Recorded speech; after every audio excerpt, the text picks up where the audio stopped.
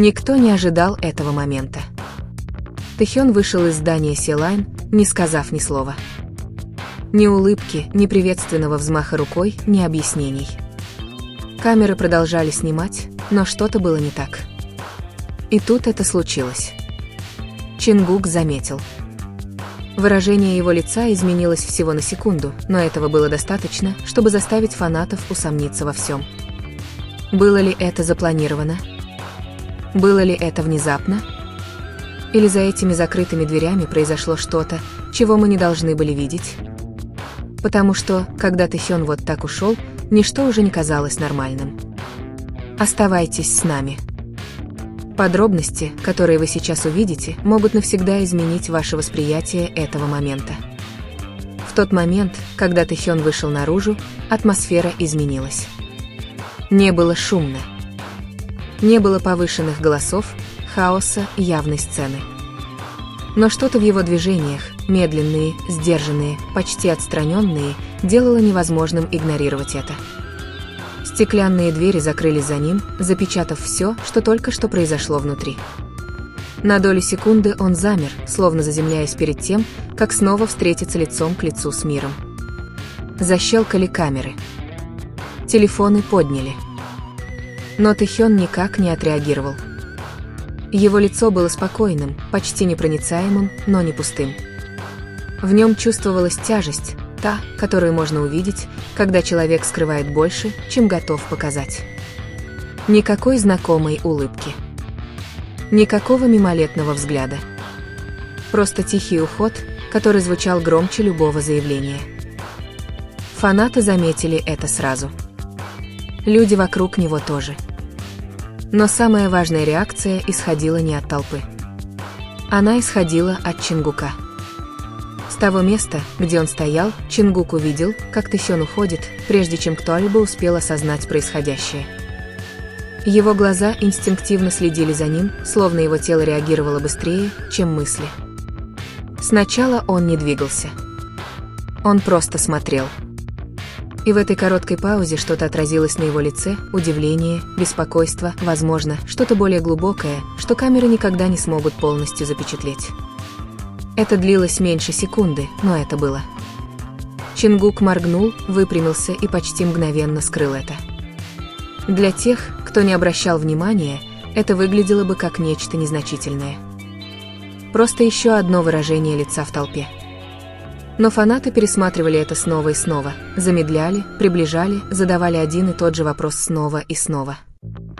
Почему он так отреагировал? Потому что все должно было идти не так. Появление Тэхёна было долгожданным. Ожидалось, что все пройдет гладко, контролируемо, предсказуемо. Вместо этого последовал внезапный уход, невысказанное напряжение и молчание, которое казалось намеренным, такое молчание, которое говорит о том, что что-то осталось недосказанным. Внутри здания жизнь продолжалась, как будто ничего необычного не произошло. Снаружи мгновенно начались предположения. Было ли это решение в последнюю минуту? Что-то изменилось за закрытыми дверями? Или этот момент был связан с чем-то гораздо большим, чем то, что было показано камерам? Тэхён прошел мимо вспышек света, его шаги были размеренными, но отстраненными. Он не оглядывался. И это, больше всего остального, смутило людей, потому что Тэхён всегда был тем, кто замечал окружающее пространство, кто устанавливал связь, пусть даже ненадолго. На этот раз он, казалось, был где-то в другом месте. Недоступном. Тем временем Чингук оставался на месте. Он не следовал за ним. Он не окликал его. Но его внимание никогда не отрывалось от Тэхёна. Когда позже его спросили, он ничего не сказал.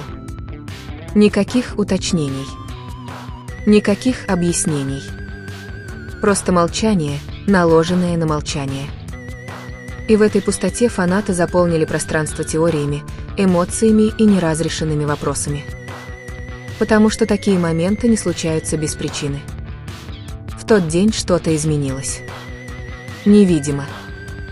Неофициально. Но эмоционально едва заметный разрыв в том, что, как всем казалось, они понимали.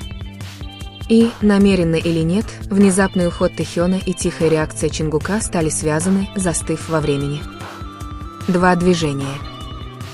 Одна точка выхода. Одна реакция. И где-то между ними начиналась история. История, которая отказывалась объясняться сама собой, как бы сильно люди не хотели получить ответы. Но правда была проста и тревожна. Это был не конец момента. Это было только начало.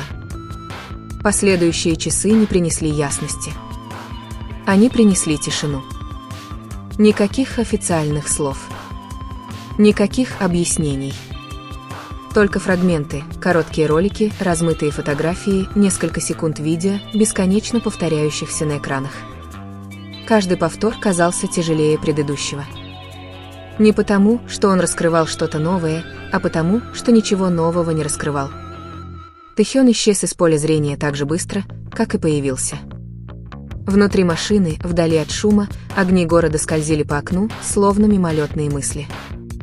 Его отражение смотрело на него в ответ, спокойное, сдержанное, но безошибочно отстраненное. Что бы ни случилось, это не было написано на его лице. Это жило где-то глубже, в тишине, которую он нес с собой.